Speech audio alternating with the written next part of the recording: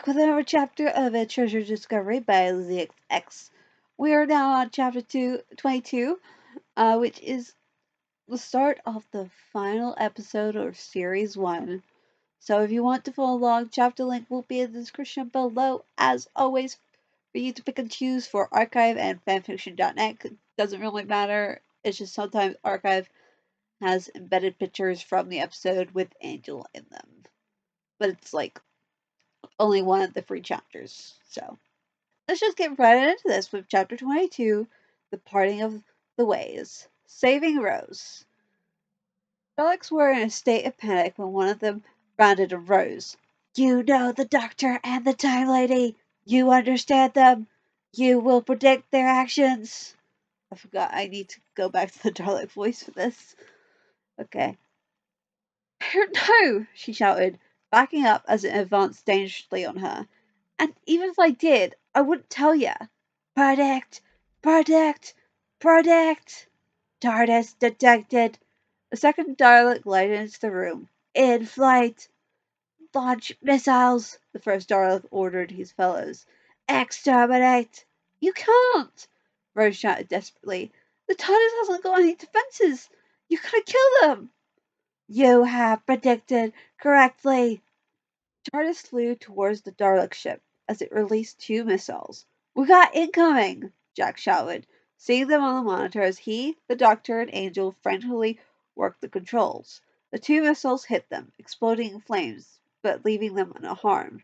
The extrapolator is working! We got a fully functional force field. Try saying that when you're drunk. And for my next trick, the Doctor began as he and Angel worked on a very precise landing. And just in case we've got company, Angel turned quickly and tossed Jack the defabricator before getting back to work. The Daleks of Rose could hear the sound of the TARDIS materializing, and as a breeze blew through Rose's hair. She looked around with wide eyes, seeing the TARDIS slowly appear around her and one of the Daleks. She spun around to find herself inside the TARDIS, the Doctor and Angel by the console. Rose! Angel shouted. Get down! Get down, Rose! The Doctor called as well. Rose threw herself to the floor. Exterminate! The Dalek fired at Jack. He deflected the ray and fired back at the Dalek which exploded with a scream. Rose winced, struggling to her feet as smoke billowed from the remains of the Dalek. Angel rushed to help her up. You did it! She hugged Angel quickly before turning to hug the Doctor as well. Feels like I haven't seen you in years. Told you we were coming, Angel remarked, putting a hand on the girl's shoulder. Have a tell it, Rose beamed as they pulled away. I did, the Doctor admitted, eyeing her. You alright? Yeah, she nodded, looking at the 2 of them. You? I'm fine, Angel shrugged, before her gaze was pulled to the Dalek. She frowned, walking over to it and kneeling down. Been better, the Doctor admitted, following Angel with his gaze as he often found himself doing, before joining her as Jack approached. Hey, don't I get a hug? He asked. Oh, come here. Rose turned to him. I was talking to them, Jack muttered, before hugging Rose close. Welcome home. Oh, I thought I'd never see you again. Oh, you were lucky. I was just a one-shot wonder. Drained the gun of all its power supply. Now it's just a piece of junk. It doesn't seem Dalek, Angel muttered quietly, looking at the exposed remains, unable to put a finger on what was off about it. The Doctor pulled out the sonic and flashed a Dalek with it, both of them shocked at the results. Patience, my brethren, a large voice boomed outside. They looked over at the dead Dalek quickly, for one more examination, Rose and Jack joining them as well, looking at the mutant inside. You said they were extinct. Rose looked at the Doctor. How come they're still alive? One minute they're the greatest threat in the universe, Jack shrugged. The next minute they vanished out of time and space.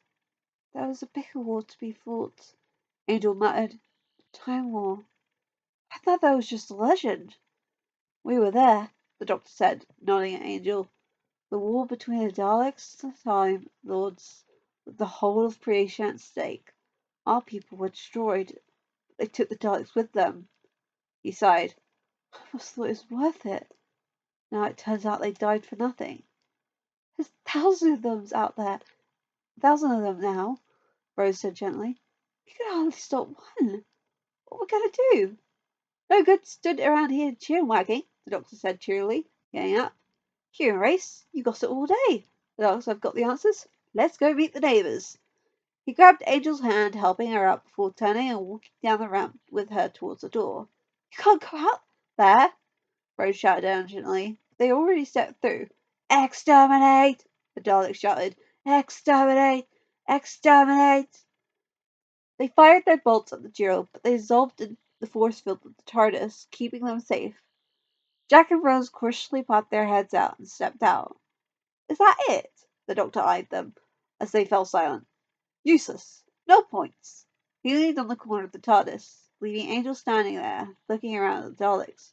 It's all right. Come on out. That force field can hold back anything. Almost anything, Jack reminded him. Yes, but I wasn't going to tell them that. Thanks.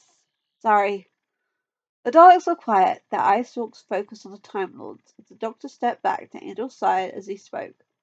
Do you know what they call me in the ancient legends of the Dalek homeworld? The oncoming storm. You might have removed all your emotions, but I reckon that right down deep in your DNA there's one little spark left, and that's fear. The Dalek's eye stalks shifted nervously. Doesn't it just burn when you face me? So tell me, how did you survive the Time War? They survived through me, the booming voice answered. They turned and looked over to see a giant Dalek, the mutant in a rather large set of open armor, towering above them. The doctor eyed him, open mouthed in shock. Rose? Captain? This is the Emperor of the Daleks. You destroyed us, Doctor. The Dalek race died in your inferno. But my ship survived, falling through time, crippled, but alive. I get it. Do not interrupt, a Dalek yelled, echoed by two others. Jack and Rose flinched, but the Doctor and Angel merely looked at them, the Doctor unwavering, Angel shifting uncomfortably. The Doctor glanced at her out the corner of his eyes before reaching out to squeeze her hand a moment, realizing this must be hard for her given what the last Dalek they encountered had done. He tried to protect her then. He failed. He wouldn't fail again. Not ever. He refused. To keep her safe, he'd look out for her as they both promised when Rose had saved her father. He felt his heart thump painfully, though, as he looked at the Daleks that surrounded them. He probably shouldn't have mentioned that she was a Time Lady. Keep her safe. Keep her from becoming another target. But he knew Daleks.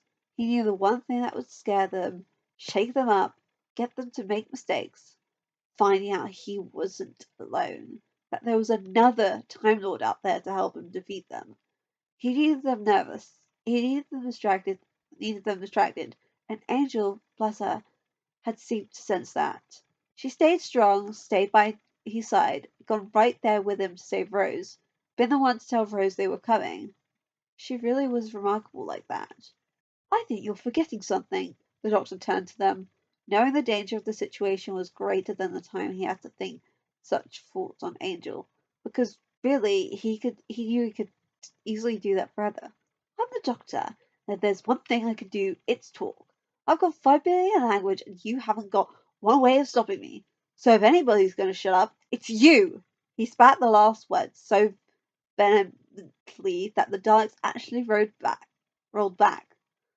He grinned and turned back to the Emperor. Oh, sorry, so rude of me. This is the Angel, a Time Lady. Nice to meet you, she nodded, giving them a timid smile.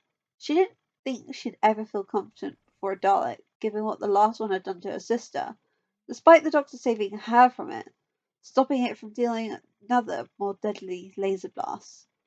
Okie doke, now that introductions are out of the way, the Doctor paused in thought. So, where were we?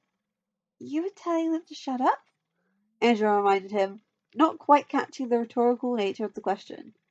He just gave her a smile for it. He really did find that trait of hers adorable. We waited here in the dark space. Damaged but rebuilding, the Emperor continued.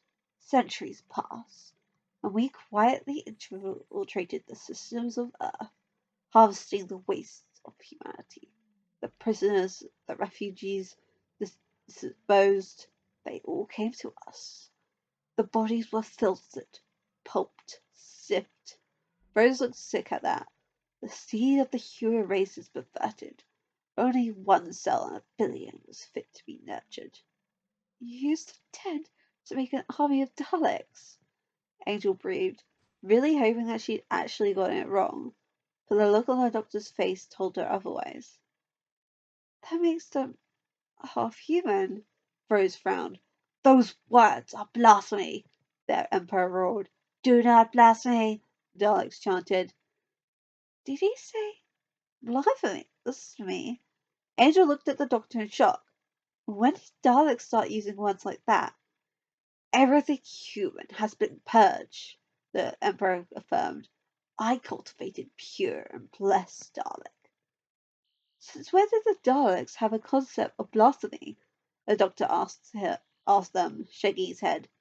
I reached into the dirt and made new life. I am the god of all Daleks. Worship him, the Daleks echoed. Worship him! Worship him! They've gone mad, Angel whispered, eyeing them all. 100 years hiding in silence. That's enough to drive anyone insane, the doctor agreed, staring at them with something like pity. Angel shook her head. She could relate to that a bit. For 50 years she survived in mostly silence, save for the screams of the Dalek, her own screams, the shout of other humans as they questioned her and poked at her, left alone for most of it, by herself with no one, not even another of her species there. But this, there was something so much more to it. She could just tell. It's worse than that. Driven mad by their own flesh, the stink of humanity. You hate your own existence, and that makes them more deadly than ever. He looked up at the Emperor. We're going. You may not leave my presence, it shouted. But they already turned and walked into the TARDIS, the Daleks powerless to stop them. Stay where you are, a Dalek ordered. The Doctor simply gave them a mocking grin before shutting the doors behind them. Exterminate! The Daleks shouted, echoing, firing fruitlessly at the doors. The Doctor leaned his head against the inside of the doors, helpless, the battle cries of the Dalek echoing, ringing in his ears, dragging hated memories to the surface. And then something pressed up against him. He felt warm arms wrap around him and a head rest against his back, just squeezing him in comfort, offering their strength, but more importantly offering him understanding, offering someone to share his pain in. He turned around in her arms and hugged Angel to him as the cries of the Daleks continued. The TARDIS materialized at the end of floor 500, and Doctor, Rose, and Jack marching out. Angel hesitated inside, glancing down at the two bracelets Jack had used on the Doctor and Margaret, dangling on the lever, and over to the Doctor's Sonic as it rested on the console. She quickly grabbed both, flashing the Sonic over the bracelets, reprogramming them quickly before running out, slipping the bracelets into her pockets. Doctor, she tossed him the Sonic. You forgot this. He caught it and turned back to the remaining staff, striding over the controls. Turn everything up. All transmissions. Wide open. Full power. Now, do it. What does that do? Davich frowned, but moved to do so. Stops the Daleks from transmitting on board. How did you get on? Did you contact Earth? Well, we tried to warn them, but all they did was suspend our license because we stopped the programs. The planet's just sitting there, defenseless, he remarked, before seeming to notice Linda was still there. Linda, what are you still doing on board? He rounded on Davich. I told you to evac everyone. She wouldn't go. Didn't want to leave you. Linda smiled at them as Rose looked her up and down, not like an invocation. There weren't enough shuttles anyway, or I wouldn't be here, the female programmer added. The last shuttle to leave was a medship with a controller on it. We've got about 100 people stranded on floor 0. People crowded around floor 0, just milling around, Roderick among them. Listen, my name's Roderick, he told the guard. I won the game. Where's my money? People seemed to be panic around him, though he didn't notice, running to a comm instead. Is anyone listening? Where's my money? Oh my god, Davich gasped, staring at the screen. The fleet is moving. They're on their way. They looked up to see the Dalek ships floating through space, drifting at them and the Earth. Purify the Earth with fire, the Emperor commanded to his lines of Dalek. The planet will become my temple, and we shall rise. This will be our paradise.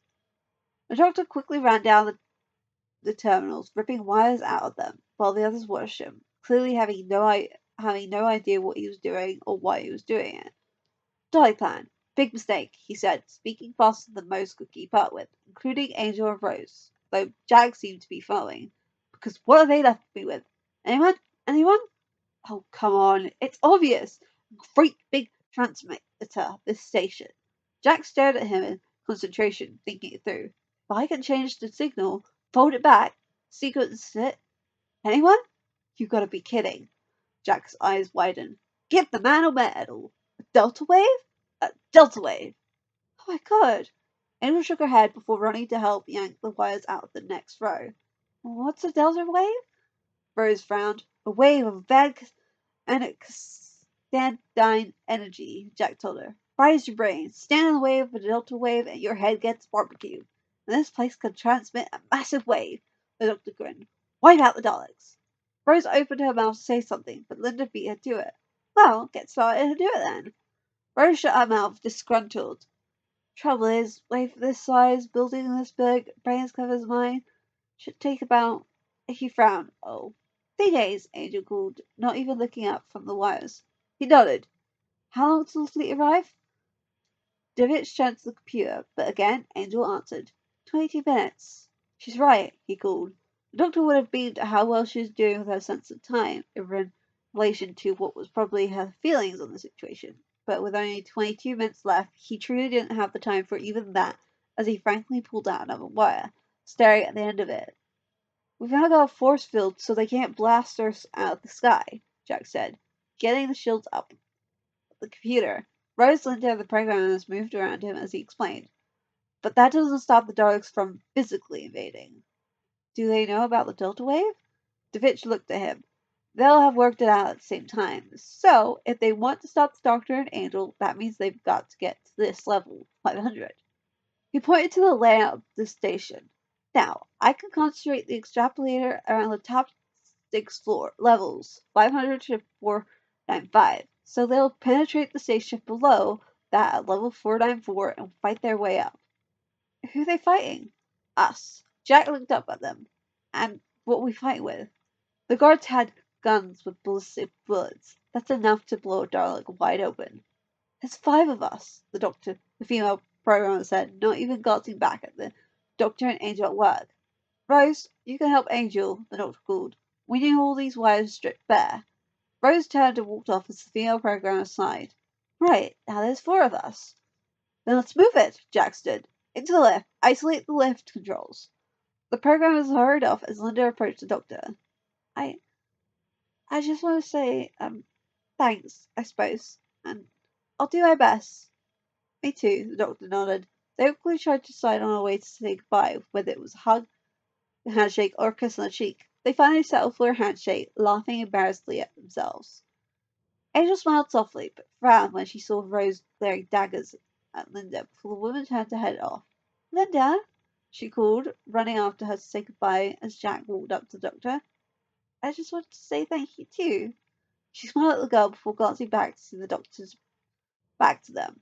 And give you this? She handed her one of Jack's bracelets. Well, good luck? She added, hoping it was a believable human gesture. Linda smiled. Thanks. Put it on, hugging Angel quickly before rushing off. Angel watched her go for a moment before slipping on the other bracelet and turning back to the doctor and Rose. It's been fun, Jack cheered. But I guess this is goodbye. Don't do it like that, Rose cut in. They'll do it. You just watch them. Rose. Jack cupped her face in his hands and looked at her intensely, sincerely. You are worth fighting for. He placed a brief kiss on her lips before turning to the doctor, grinning. Wish I never met you, Doctor. He cupped the doctor's face as well. I was much better off as a coward, and kissed him the same way as Rose, then turned to Angel, looking at her for a moment. Sorry, Angie, you're way too much like a sister to me. And it was true. At first, he'd been admittedly a little put off that she seemed so unresponsive to his flirting methods and charm, but really, it had worked out so much better because of that. She didn't just see a pretty face or a sculptured body, but a person. He knew the effect he had on most humans, and it was refreshing to meet someone who didn't fall for him. It was nice that she was interested in getting to know Jack Harkness and not getting to know him in bed. Of course, that was after he finally stopped trying to actively flirt with her. Something he was certain the doctor was grateful for if the way the man had glowered at him whenever he did so was anything to go by. He actually felt a little guilty for making the girl so uncomfortable in his advances. She was just so sweet and innocent in how little she understood of what others said or the meanings behind their actions, almost naive in a way. It made him feel like an overprotective big brother, like he had to look out for her, make sure she was alright and not being taken advantage of. She was sweet and kind, and even though she was older than him by centuries, so young at heart. She was an angel, the timely, not to him. To him, she was Angie. He's, to coin old Earth phrase, sister for another mister. She laughed. That's all right, Jack. She reached back, hugged him tightly a moment before he pulled back. Jack pointed at the lift. See her now, and ran off. I'm glad he didn't kiss me, Angel remarked as they watched him go. Why not? Rose asked. It's like a brother to me, too. That would have been a very awkward first kiss. She turned and went to work, stripping the ends that realized as Rose and the doctor stared at her. One shocked, and the other one surprised slash pleased slash intrigued slash relieved. You've never been kissed? Rose asked her, eyes wide. Like, ever? Never danced either, she replied, just working on. And you're how old? 794. Rose blinked, completely flabbergasted at her response. When they heard the ping of the lift, she looked over to see Jack getting in with Linda, his face grim, slightly up before the door was shut. She glanced at the doctor.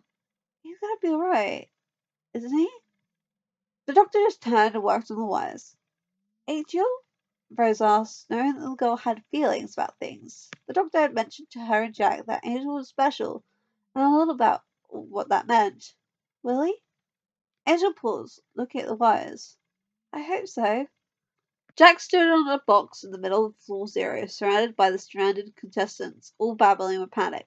He fired a few rounds of the gun he grabbed into the air, making them jump and fall silent. One last time. Any more volunteers?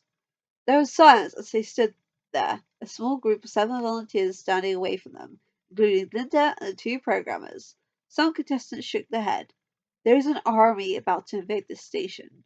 I need every last citizen to monitor defense. Don't listen to him! Roderick pushed forward. There aren't any Daleks. They disappeared thousands of years ago. Despite his word, the clipboard woman from the weakest link, the floor manager, put herself forward, nodding at Jack. Thanks, Jack nodded at her. As for the rest of you, the Daleks will enter the station at floor 494, and as far as I can tell, they'll head up, not down. That's not a promise. So here's a few words of advice. Keep quiet, and if you hear us fighting up above, if you hear us dying, then tell me that the Daleks aren't real. He glared pointedly at Roderick. Don't make a sound. He turned to the volunteers. Let's go. He jumped off the box and headed towards the lift, entering with the 8 men and woman. Rose sat on a box next to the doctor and Angel as they busily worked at the middle row of desks, the doctor calling out an instruction or two to Angel as she worked, trusting her a little more with the mechanics behind making a delta wave than a human, as he set Rose to just strip the rest of the wires. Suppose Rose began, but fell silent. The doctor glanced at her after a moment. What? Nothing. Rose shook her head. It wasn't nothing. Angel looked up as well. It was suppose. Rose gave her a small smile before sighing. No, I was just thinking. I mean, obviously you can't, but you've got a time machine. Why can't you just go back to last week and warn them? The doctor turned back to the work. As soon as the TARDIS lands in that second, we become part of events stuck in the timeline. Yeah, thought it'd be something like that, she muttered, turning to finish stripping a few more wires. There's another thing the TARDIS could do. could take us away. Rose glanced at him. We could leave, let history take its course. We could go to Maribel, 1989. Yeah, but you never do that, she replied softly. Not you, not Angel either. No, but you could ask, he told her. She fell silent. You never even considered it, did you? Angel smiled at her, pride in her eyes at how brave the human was being. Well, it's too good, Rose laughed. The cute word in the background, and the doctor looked over it. The doorway started building. How long does it need? He looked at Angel for a guess, but she frowned grimly. He leapt to his feet, running to the computer, Rose following as Angel solemnly got back to her work. There was no time to waste. The doctor plopped himself in front of the monitor as Rose peered over his shoulder, pressing a few buttons, his face falling. Is that bad? Rose asked, but his head just shrunk. Okay, it's bad. How bad is it? The doctor suddenly perked up and leapt to his feet, his eyes bright. Rose Tyler, you're a genius! He shouted, smacking a small kiss on her forehead. We can do it! If I use the TARDIS to cross my old timeline, yes! He shot off towards the TARDIS, Rose close behind, running up to the console with him as he turned and pointed to the lever. Hold that down and keep position. What's it do? She asked, not even noticing how Angel hadn't joined them. Cancels the buffers, he replies, putting something into the monitor. I'm very clever, and I'm more than clever. I'm brilliant. I might just save the world, or rip it apart. Rose held down the lever. I'd go for the first one. Me too, he beamed before looking around. I've got to get Angel. Hold on to that lever. And then he turned, running out the TARDIS, calling for Angel, shutting the door behind him. He stopped short, seeing Angel standing there, a sad, knowing smile on her face. He slowly walked over to her and turned around to look at the TARDIS, standing beside her. She took his hand as he raised the sonic, pointing at the doors and flickering it on. The engines groaned and started up. Doctor, what are you doing? They heard Rose call from inside. Can I take my hand off? It's moving. He didn't lower his sonic, just continued pointing it. Doctor, let me out! Rose shouted. They could hear her near the door as the TARDIS began to fade, hammering on it. Let me out! Angel, help! Doctor, what have you done? Angel! They watched grimly as the TARDIS faded away completely, taking her cries with it. He lowered his sonic and looked at the ground sad. You did the right thing, Angel reassured him. You're saving her. He nodded. We need to hurry. She turned and quickly got back to work, the doctor helping her a moment later. And that's the end of chapter 22. We're on probably my favorite episode for this series in regards to the story. Well, this episode and the last one. It's basically Angel's actually making an impact by saving people. Like last episode, she saved the controller, I think it was they're called, or uh, the woman with all the wires. I think she was called the controller. I can't remember. And this episode, she's saving someone else. So, but that's why I love Angel so much. So, little spoiler: she saves a lot of people. Oh, that's all I'm gonna say in that regard. Won't give anything else away. So, yeah, that's why I love her so much. And what like out of all of Lizzie's except like Timely's Doctor or like pairings, why she's my favorite. Also because I read her first. I mean, I love Evie, but I Angel's just, Professor is just she's okay, but like I feel like she doesn't really make an impact much. But yeah, Angel, adore her. So I hope you enjoyed this video. If you did, leave a like, go leave a review, kudos, comment, whatever. Go show the author some love. We are close to the end with the final episode of Series 1. So go, go, go, show the love. And be sure to subscribe. Upload new videos every Friday and Saturday. And I'll see you guys next Friday with a new video. Bye!